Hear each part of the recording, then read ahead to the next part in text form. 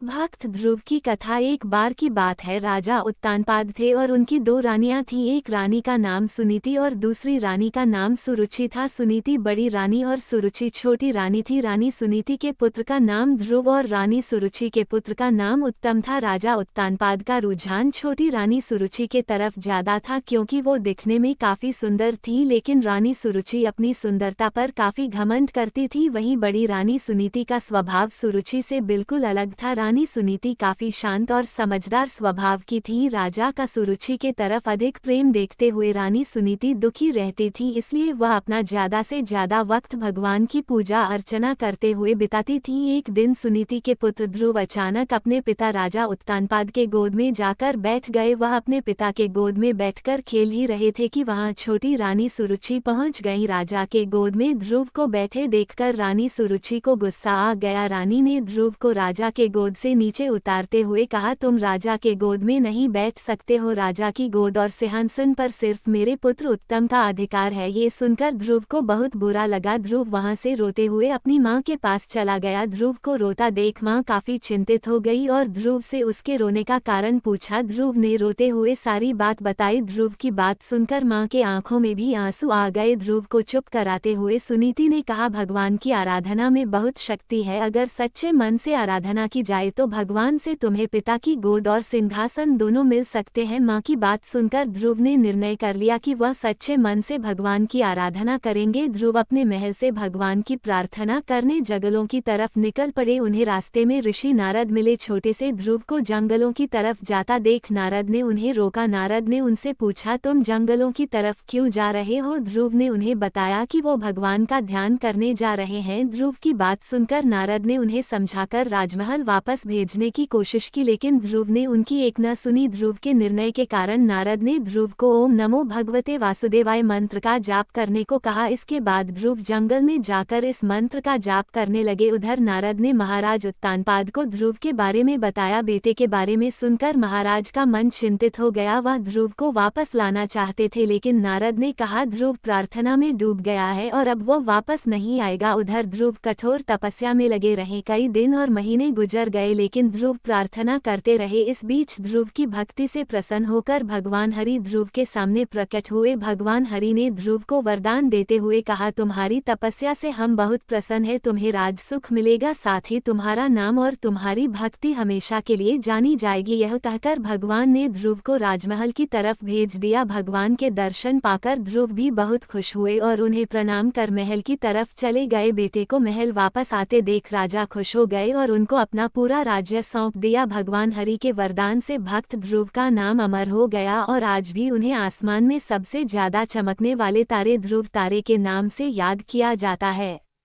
कहानी से सीख। इस कहानी से यही सीख मिलती है कि अगर धैर्य और सच्चे मन से कोई प्रार्थना करे तो उसकी इच्छा जरूरी पूरी होती है।